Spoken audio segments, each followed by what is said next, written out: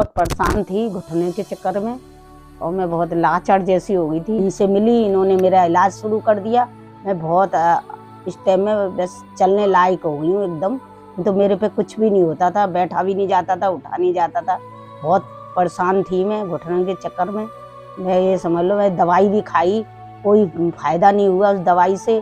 मैं ये समझ लो, ये मुझे जैसे डॉक्टर सर मिले मेरे को, इन्होंने मेरे को खड़ा कर दिया।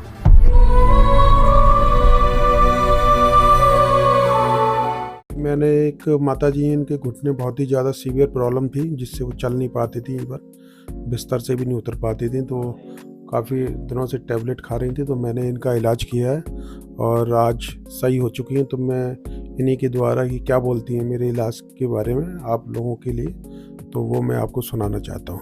हाँ जी, बताइए। मैं बहुत परेशान थी घुटने के चक्कर में और मैं बहुत लाचार जैसी हो गई थी। तो ये डॉक्टर साहब आए, मिले मेरे से, इन्होंने कह दिया था मैं आपको पक्का खड़ा कर दूंगा। तो बड़ा वो क्या कहते हैं, मैंने इनसे मिली, इन्होंने मेरा इलाज शुरू कर दिया। मैं बहुत इस टाइम में बस चलने लायक हो गई हूँ एकदम। तो मेरे पे कुछ भी नहीं होता था, बैठा भी नहीं जाता था, उठा नहीं जाता था। बहुत परेशान थी मैं घुटने के चक्कर में। मैं ये समझ लो, मैं दवाई भी खाई, कोई फायदा नहीं हुआ उस दवाई से। मैं ये समझ लो, ये मुझे जैसे डॉक्टर सर मिले मेरे को, इन्होंने मेरे को खड़ा कर दिया।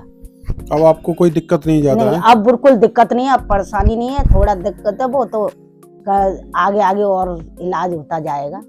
चलिए, तो मित्रों अभी पूरी तरह से स्वस्थ हैं और अब सारे काम कर रही हैं अपने, और मुझे खुशी है। आप मेरे इलाज से कैसे खुश हैं? बहुत खुश हैं, बहुत। चलिए, धन्यवाद।